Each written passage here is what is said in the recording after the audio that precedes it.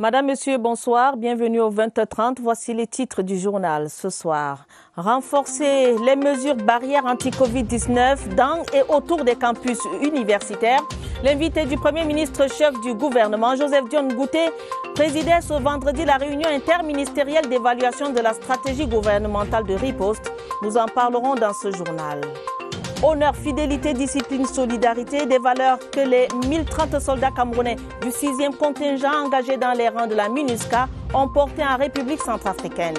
La restitution de l'étendard a eu lieu ce vendredi à Yaoundé, les temps forts dans ce journal. Halte au trafic des Pointes d'Ivoire, une importante cargaison de défense d'éléphants a été saisie à Ambam dans le sud. Ceci grâce à la vigilance des fins limiers de la douane camerounaise. C'était les titres du journal. Les détails, c'est dans un instant.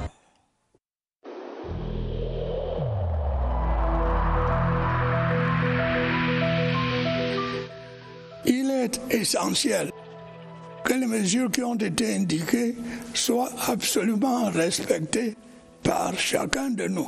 Lavez-vous régulièrement les mains à l'eau et au savon ou à l'aide d'un gel hydroalcoolique. Restez à au moins 1 mètre de distance des autres personnes, surtout si elles toussent, éternuent ou ont de la fièvre.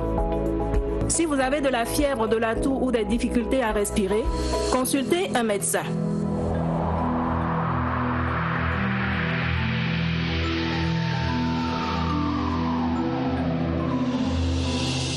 Madame, Monsieur, merci de nous recevoir chez vous. Le Premier ministre chef du gouvernement apprécie les mesures prises par le ministre d'État, ministre de l'Enseignement supérieur et le ministre de l'Emploi et de la Formation professionnelle pour limiter les risques de contamination dans les différents établissements placés sous leur responsabilité. Joseph Dione Ngouté présidait ce vendredi la réunion interministérielle d'évaluation de la stratégie gouvernementale de riposte contre le Covid-19, une semaine après la rentrée académique du 15 octobre dernier. Les détails, Laurentine Bokono. Les principaux indicateurs du Covid-19 sont bons et rassurants au Cameroun. Le taux de guérison reste stabilisé à 95%. Cette maîtrise de la situation est imputable à l'efficacité de la stratégie gouvernementale de riposte mise en place. Au niveau de l'enseignement supérieur, le dispositif déployé à la faveur de la rentrée académique du 15 octobre affiche 0 mort. Ni au niveau des étudiants, ni au niveau du personnel d'appui, ni au niveau des enseignants. Donc, on peut dire que les recteurs et les vice-chanceliers ingénieux, proactifs, vigilants et dynamiques. Au niveau de l'enseignement professionnel, les mesures barrières sont de rigueur. La Providence fait le reste. La Providence nous sourit parce que jusqu'à présent, nous n'avons pas encore eu de cas de malades, encore moins de décès. C'est un privilège extraordinaire. Malgré cette embellie, le Premier ministre chef du gouvernement, Joseph Dione Ngouté, invite à ne pas baisser la garde ni conforter l'expression répandue selon laquelle le Covid-19 serait déjà vaincu. Aussi prescrit-il une batterie de mesures visant à renforcer les mesures barrières. Tout le gouvernement est interpellé et mobilisé en vue des fêtes de fin d'année et de Nouvel An. À titre d'exemple, les demandes d'autorisation de sortie du territoire national demeurent suspendues jusqu'à nouvel ordre. L'étendard du 6e contingent camerounais de retour de la mission multidimensionnelle des Nations Unies pour la stabilisation de la Centrafrique, MINUSCA, a été restitué. Les 1030 éléments constituant les délégations camerounaises ont eu droit à des honneurs au cours d'une cérémonie qu'a présidée à la cour d'honneur du quartier général le ministre de la Défense, Joseph Betty Assomon. Le reportage de Oswald Moudou. 1 an après son départ, l'étendard retrouve le quartier général. Sous cette bannière, 1030 soldats camerounais avaient été déployés sur le terrain des opérations dans le cadre de la mission multidimensionnelle des Nations Unies de stabilisation de la Centrafrique. Le retour de ce 6e contingent est salué ici au nom du chef de l'État par le ministre délégué à la présidence chargé de la Défense, Joseph Betty Assomon. Je vous réitère solennellement la reconnaissance appuyée de la patrie pour tous vos efforts et sacrifices en territoire centrafricain, en pleine pandémie de la Covid-19.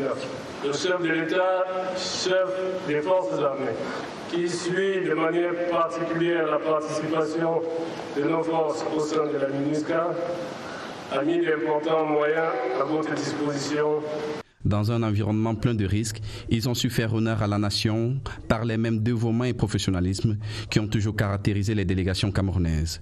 Tout ceci dans un contexte particulier, marqué par la pandémie du coronavirus qui a privé les éléments de leur traditionnelle permission. Au moment de regagner leurs casernes respectives, Joseph Betty Assomo a demandé aux 280 gendarmes et 750 militaires d'être parés pour tout autre déploiement sur le théâtre des opérations, qui ne manque pas. Réduire de 50% au moins les accidents de la circulation, le Cameroun et les Nations Unies y tiennent.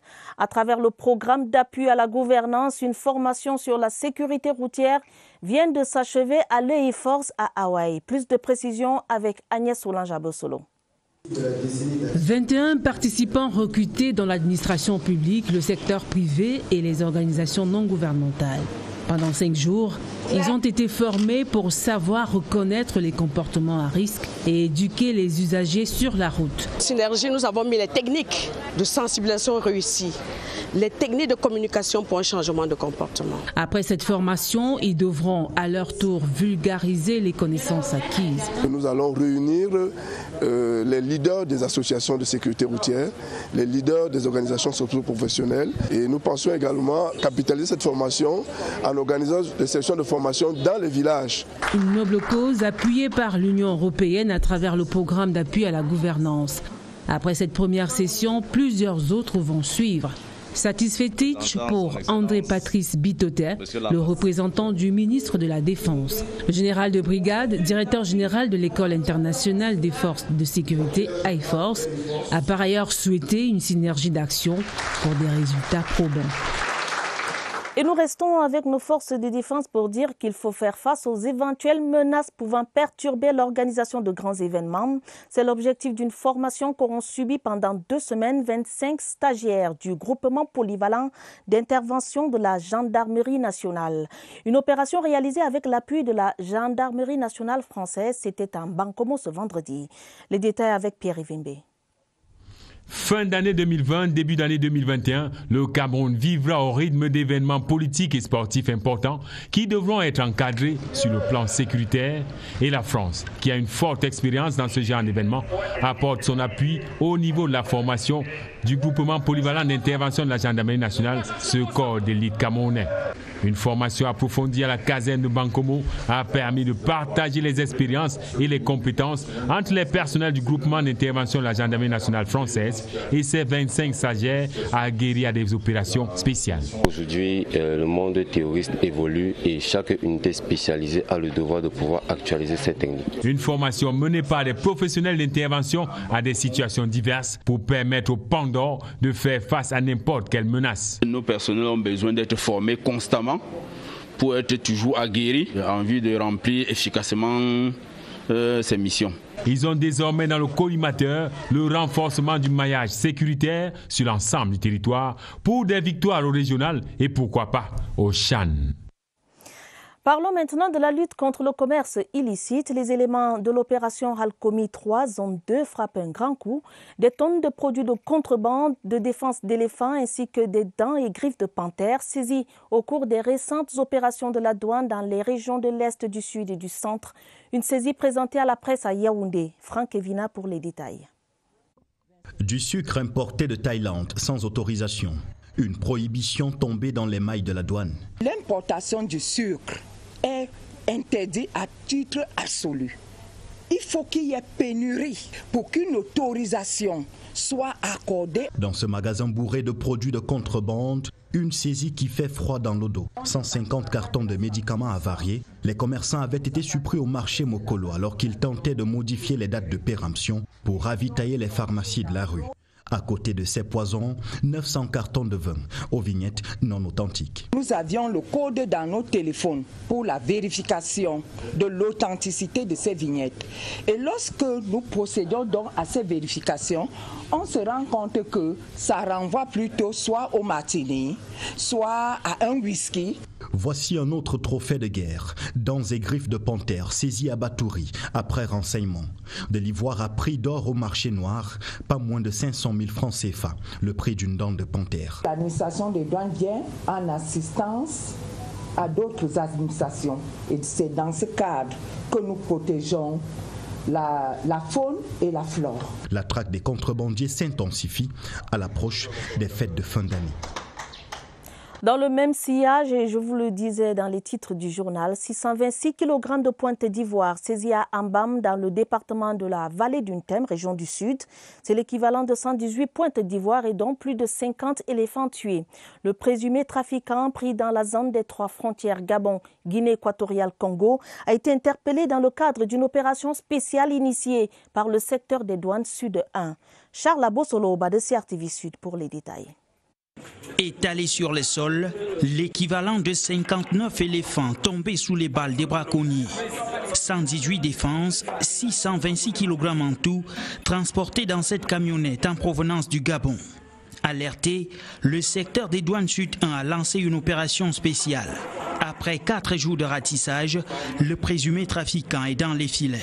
Nous avons constaté qu'il y a un double fond dans sa fourgonnette. À la lumière des investigations, nous constatons que c'était des pointes d'ivoire. Nous avons désormais une collaboration franche avec les forces de maintien de l'ordre et je crois qu'à partir de cet instant, nous irons crescendo.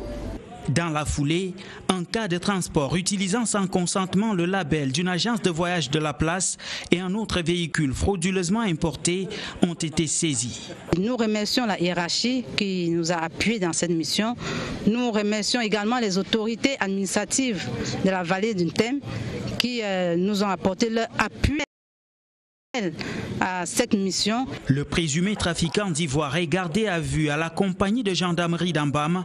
Les lendemains s'annoncent encore plus difficiles pour les acteurs du marché noir. Le Cameroun met donc la main sur une cargaison de défense d'éléphants d'une telle ampleur en provenance des pays voisins. Ceci grâce à l'existence de passerelles de coopération contre la criminalité faunique. Je vous propose d'écouter à ce sujet le ministre des Forêts et de la Faune, Jules Doré-Ndongo.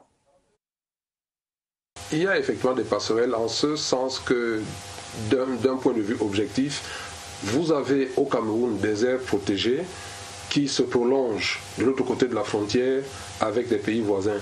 C'est ainsi que nous avons le BSB Yamoussa entre le Cameroun et le Tchad, un prolongement du parc de Boubanjida. Nous avons le Tridom et nous avons la trinationale Sanga, avec 3 pays du côté de l'Est, le Cameroun, la RCA et le Congo. Donc, avec ces pays, nous avons des accords inter-États qui prévoient un déploiement mixte de contrôle, qui prévoient également une gestion transfrontalière partagée. Pour ce qui est du grand braconnage, je dois déjà dire que nous avons, avec les forces de défense, notamment le MINDEF, une convention de partenariat. Le MINDEF vient en appui aux écogardes qui relèvent du ministère des Forêts et de la Faune. Très prochainement, en date du 30 octobre, nous allons présenter notre stratégie nationale de lutte contre la grande criminalité faunique. Dans la suite du journal, reparlons ce soir du CBF, du Cameroun Business Forum. Le Cameroun se donne un trimestre pour mettre en œuvre les 7 indicateurs de performance qu'il s'est fixés au terme de la 11e édition du Cameroun Business Forum. Objectif, améliorer le classement du Cameroun auprès des agences de notation internationales, dont Doing Business de la Banque mondiale. Images et visages du 11e Cameroun Business Forum tenu hier à l'auditorium des services du Premier ministre. C'est avec Laurentine Bekono. Une image, celle du Premier ministre, chef du gouvernement Joseph Dione Ngoté, qui domine la scène et fait montre de la maîtrise du sujet. L'environnement des affaires à l'épreuve de la pandémie du Covid-19. Des efforts supplémentaires doivent être fournis pour les réformes menées pour impacter positivement notre environnement des affaires. Les bases ainsi posées, les travaux sont lancés comme des chevaux dans l'arène. Le groupement interpatronal du Cameroun et la Chambre de commerce, d'industrie, des mines et de l'artisanat pour porter la parole et les propositions du secteur privé. Le ministre des Finances et le ministre de l'Économie pour renseigner sur les actes pris et les actions envisagées pour améliorer davantage l'environnement des affaires au Cameroun. Cameroun. En amont de la série d'exposés suivis en Mondo Visio grâce à la CRTV, auditeurs, téléspectateurs et internautes auront tiré les enseignements du passé grâce à la leçon inaugurale du coordonnateur du CBF sur l'histoire des pandémies dans le monde. Au bout de 3h30 de travaux, 7 indicateurs de performance sont identifiés. Décembre 2020, mars 2021, les acteurs de l'économie ont un trimestre pour transformer l'essai des 7 indicateurs de performance qu'ils se sont fixés. Un atelier débat sur le rôle et les enjeux du compte unique du Trésor s'est ouvert ce matin à Douala, dans le littoral. Les participants venus des administrations publiques, des établissements bancaires et des collectivités territoriales décentralisées ont été édifiés sur l'importance de cette réforme. C'était sous la houlette du ministre des Finances. D'autres précisions, Joseph Itoté de CRTV Littoral. Depuis 2007, les réformes communautaires ont donné lieu à un basculement vers le compte unique du Trésor avec à la clé l'unicité des caisses. Malgré cette disposition, les liquidités publiques sont toujours éparpillées dans des banques commerciales, donnant ainsi du fil à retordre aux finances publiques. On a constaté que les dépôts des administrations au 31 août étaient à plus de 900 milliards. Entre-temps, vous avez le Trésor qui va sur le marché pour aller lever 10 milliards, même 100 milliards d'emprunts. Ça veut dire que quand vous allez sur le marché, c'est votre argent que vous allez emprunter. Ce nouveau mécanisme dans les finances publiques vient résoudre un problème. À travers la centralisation de toute la liquidité dans un grand compte qui serait ouvert au Trésor, la trésorerie de l'État va être abondante. L'unicité des caisses, dans un contexte de décentralisation, ne permettra pas à l'État central de faire même basse sur les finances des organismes publics et autres collectivités territoriales décentralisées. L'argent que l'État et les autres organismes publics brassent doit être mis à profit afin de soutenir les charges au nom de l'intérêt général. La suite du journal est cette situation préoccupante sur l'axe Santchou-Tchang-Bamungum dans la région de l'Ouest. Les pluies et les glissements de terrain au niveau de la falaise font planer à nouveau le spectre d'une rupture de trafic. La menace a imposé au ministre des Travaux publics en visite dans la région une descente sur le site. Plus de précisions dans ce reportage que signe Rodrigue Bertrand-Tueno. Il est 19h jeudi lorsque le ministre des Travaux publics s'arrête à mi-parcours de la falaise de Santchou pour découvrir les nouvelles menaces qui guettent la circulation ici. Vendredi matin, il revient et prend tout son temps pour mieux apprécier. Nous sommes là sous une menace de coupure. Les eaux ne vont plus telles qu'elles ont été prévues et créer ce que nous appelons chez nous une fondrière. Et une fondrière est toujours une menace pour une route. À tout moment, elle peut se couper. Illico presto, les premières directives tombent. Dans l'ensemble, il a dit que c'est un problème d'urgence. À partir de lundi, il faut qu'on descende sur le terrain avec les inspecteurs et tout ça et voir comment on peut faire pour régler le problème si définitivement. Entre-temps, l'intervention en urgence sur le point de rupture du 21 août dernier a permis de maintenir le trafic. On nous a instruit une étude pour la construction d'un dallo qui a été fait après les études hydrauliques et hydrologiques pour avoir la section de ces buses d'équilibre. Et l'entreprise est déjà à pied d'œuvre pour la construction de ces dallos. Au-delà de Santchou, le ministre a visité le chantier des travaux d'entretien du tronçon Beko-Konkonsamba, pont du Cam. Et nous restons sur nos routes pour dire que le ministre délégué à la présidence de la République chargé des marchés publics demande aux 2 entreprises qui construisent la route Mandjou-Batouri d'accélérer les travaux et de travailler en synergie avec les administrations partenaires. Ibrahim Talbamala a parcouru cet axe de 90 km baptisé Route de l'Espoir par les populations. Plus de détails avec Elvis Nguimaison de CRTV Est. La route de l'espoir, c'est l'appellation que les populations ont choisi de donner à l'axe Mandjou-Batouri, long de 90 km et dont les travaux de construction améliorent déjà leur quotidien. Pour aller à Bertois, on faisait 2 fois presque toute la journée. Mais maintenant, là, on quitte à 6 h, on arrive là-bas 7 à 8 h. Selon les données soumises à l'appréciation du ministre des Marchés publics en présence du préfet de la KDI, Rachel Ngazan Akonon, le lot numéro 6 qui va de Akokan à Batouri, long de 45 km, km affiche un taux de réalisation de 45%. Et quant au lot numéro 5 de Akokan à Manjou, le bitumage a démarré. Le ministre Ibrahim Tabamala apprécie également la pose de la fibre optique de 205 km qui ira de Beto à Kenzou, localité frontalière à la RCA. C'est véritablement l'axe de l'espoir. Les travaux sont déjà bien avancés et bien engagés et notre seule recommandation c'est de rester soudés. À chaque arrêt, les populations ont tenu à témoigner leur gratitude au chef de l'État pour cette route Manjou-Batouri qui apporte le développement. Le professeur Noël Essomba a été installé ce vendredi comme directeur de l'hôpital La Quintini de Douala. C'était au cours d'une cérémonie présidée par le ministre de la Santé publique. Entre autres recommandations, Manaouda Malachi a prescrit aux nouveaux promus de redonner à cette formation sanitaire ses lettres de noblesse par l'humanisation des soins et une qualité de service optimale. La correspondance de Alvin Baonganzier de Certiville Littoral. Le professeur Noël Essomba ouvre une nouvelle page de l'histoire de l'hôpital La Quintini de Douala en l'installant à la tête de cette formation hospitalière. La santé publique lui a reconnu des qualités de bâtisseur qu'il devra mettre au service de cet hôpital mythique. Le docteur Manaouda Malachi a prescrit au nouveau directeur de fédérer toutes les énergies pour hisser très haut cette formation sanitaire. La tâche est immense, les défis nombreux. Nos priorités, c'est de faire de l'hôpital La Quintini, et on l'a dit d'entrée de jeu, une polyclinique publique. Polyclinique pour la qualité de la structure publique dans le respect de la politique sociale du gouvernement. Un vibrant hommage a également été rendu au professeur Ndjok, ancien directeur de l'hôpital La Quintini, désormais secrétaire général du ministère de la Santé. Tout le corps médical a été invité à se mettre résolument au travail, au service des malades, dans le respect de la dignité humaine.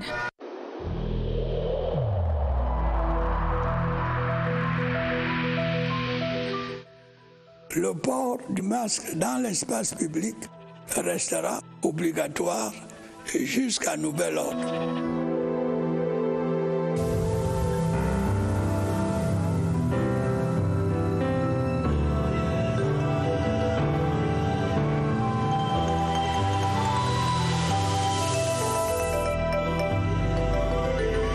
La riposte anti-Covid-19 au Cameroun, rendons-nous à présent au centre des opérations d'urgence de santé publique, prendre les dernières nouvelles de la gestion de la pandémie. Évariste Eyenga qui est en compagnie de son invité Yvonne Guémeni, chef service de l'éducation de la santé au ministère de la Santé publique. Bonsoir Évariste Eyenga, que doit-on retenir ce soir ? Bonsoir, Atabadine Omar, c'est une piqûre de relance ce vendredi, un rappel des évidences, on peut les considérer ainsi maintenant, les restrictions prescrites par le gouvernement camerounais ainsi que par les autorités sanitaires. On parle de la sensibilisation dans le cadre de la reprise des activités sportives et notre invité ce soir c'est Yvonne Guémeni qui est chef service de l'éducation pour la santé au ministère de la Santé publique. Bonsoir. Bonsoir, monsieur Évariste. Alors Yvonne, dans cette mouvance de la reprise progressive des activités sportives, le ministre de la Santé, le ministre des Sports et de l'Éducation physique a donné le là déjà. Qu'est-ce qui est prescrit comme protocole sanitaire? Qu'est-ce que l'on devrait faire lors des rencontres sportives? Vous savez tous que les rencontres sportives sont des grands moments de rassemblement. Et qui dit rassemblement, on regroupe plusieurs personnes. Et qui dit rassemblement, il y a des risques de contamination, de propagation de la maladie. N'oublions pas que nous ne sommes pas épargnés encore de cette pandémie. Nous recommandons pour ce qui est de la partie du ministère de la Santé, à 3 niveaux, que les actions soient prises en dehors des mesures barrières prises par le gouvernement, qu'au niveau des organisations, que le choix des lieux des activités, qu'il y ait des affiches un peu partout, des dispositions de lavage des mains, des dispositifs soient mis sur pied, et aussi au niveau des équipes, qu'il y ait le port systématique du masque en dehors de ceux qui vont effectivement entrer dans la pratique de l'activité sportive en question, qu'il y ait usage des objets uniques et aussi qu'on évite autant que faire se peut des brassages entre personnes. Au niveau aussi des clubs, nous recommandons qu'il y ait une liste des personnes qui vont entrer en contact dans les compétitions pour qu'au cas où on a, si possible, un cas, qu'on puisse suivre tous les autres cas contacts. Merci Yvonne Guébeni d'avoir répondu à cette question qui donne donc une indication globale et générale de l'encadrement sanitaire qui est réservé à la reprise des activités physiques et sportives. On le note, suivant les premières prescriptions gouvernementales, il y a une restriction à des regroupements de moins de 50 personnes, mais il y a eu un assouplissement avec la sortie récente du ministre des Sports et de l'Éducation physique prescrivant plutôt 200 personnes pour chaque activité sportive. Et lors de ces rassemblements, Yvonne vient de l'indiquer, la conduite à tenir, il faut se remettre à ces indications de tout à l'heure. À vous le plateau. Merci Évariste Yenga pour toutes ces informations. Merci également à votre invité de ce soir. Dans moins de 24 heures, des visuels querellés disparaîtront de l'espace public et virtuel. Décision du ministre de la Communication.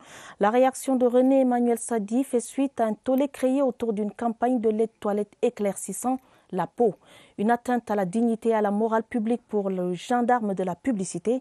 Relecture du communiqué rendu à cet effet avec l'expertise du ministère de la Communication, Daniel Menanga. Invitation outrageante et illicite à faire disparaître d'ici samedi le 24 octobre 2020. Il faut rappeler que la régulation du secteur de la publicité est du ressort du ministère de la Communication. C'est la loi disant la publicité qui le dit.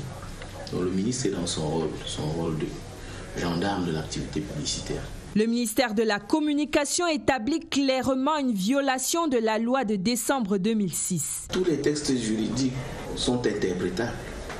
À l'analyse du contenu de ces deux articles et de la campagne publicitaire querellée, on trouve des éléments susceptibles de justifier valablement la sortie de M. le ministre de la Communication. Preuve que le régulateur du secteur publicité veille malgré les errements au Cameroun. Le Conseil national de la publicité est un organe consultatif placé auprès du ministre de la Communication pour donner des avis sur les questions relatives à la publicité, également sur les textes relatifs à la publicité. Le Conseil national de la publicité n'est pas permanent. Une session du Conseil national de la publicité est dans le pipe pour un examen plus précis.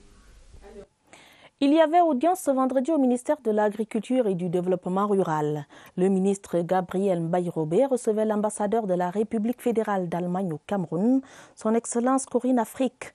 La production agricole, la sécurité dans le bassin du Congo et la franche collaboration entre les deux pays étaient au centre de cet échange. Aboubakar Abo. C'est ce qu'on peut appeler un timing parfait, une rencontre diplomatique aux fins pédagogiques. C'était ça, Gabriel Mbaye-Robé pour le Cameroun et son Excellence Corinne Afrique pour l'Allemagne. Deux experts aguerris à l'agriculture pour l'un et à la sécurité pour l'autre. Les deux modules ont meublé l'audience de près de 2 heures. Pour la zone d'expérimentation de ces différentes compétences, les eaux du bassin du Congo auront la primauté. C'est donc un contrat de partenariat et d'assistance mutuelle qui a été conclu entre le Cameroun et l'Allemagne. En découlera une augmentation de la production agricole, gage de sécurité alimentaire. On peut atteindre les objectifs de développement à travers des approches vertes qui aident aux producteurs, par exemple dans l'agriculture, d'augmenter leur rendement par hectare. C'est tout à fait possible et c'est prévu dans les stratégies de développement du secteur rural. Un bon point pour le Cameroun qui renforce son image et sa position dans la sous-région Afrique centrale, assumant un peu plus son statut de formateur. En culture, tournons quelques pages de nos rendez-vous culturels de ce week-end. L'artiste musicien Serge Polo est annoncé demain à Yaoundé, pendant qu'à Garoua, Dinabel va revisiter son répertoire à Caïman Village au Plateau. Quelques plans du week-end déroulés ici pour vous par Barbara Padjama. After Rock Swing ce vendredi à Aurélia Bastos à Yaoundé. Ruben Binam et de Kemit Seven ouvrent le bal de votre week-end en solfège jazz. Honneur à la femme rurale, des voix se lèvent pour elle. Queen Temé, Sandy Vianney et d'autres attachent leur foulard ce samedi à la place des fêtes de Mfou avec David Kay.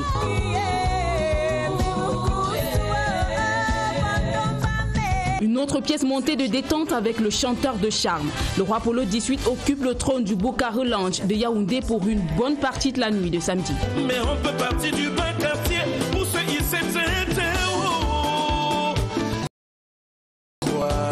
Vieux tour du Makossa sur le plateau du Septentrion. La godasse d'Inabel va jouer sur la toute nouvelle scène du Caïman Village de Garoua, samedi 18h.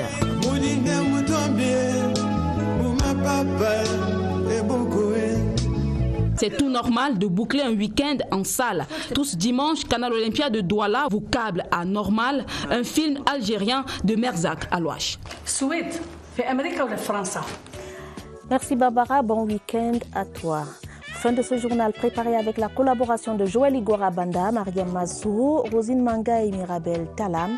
Prochain rendez-vous avec l'information, c'est à minuit. Vous serez en compagnie de Gideon Taza et de Joseph Guetta-Mandeng. Madame, Messieurs, votre fidélité nous honore. Prenez soin de vous, prenez soin de vos familles. Bonne soirée à tous.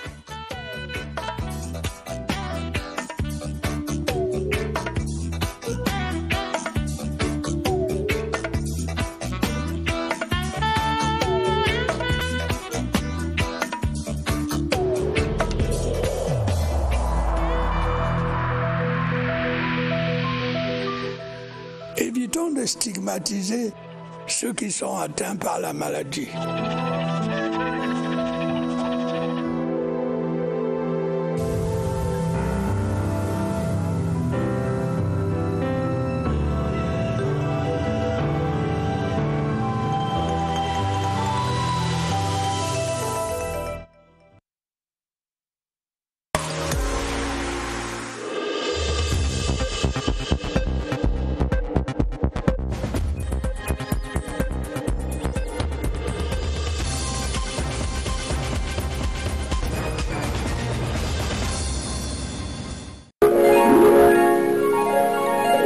CRTV News, ici, toute l'info.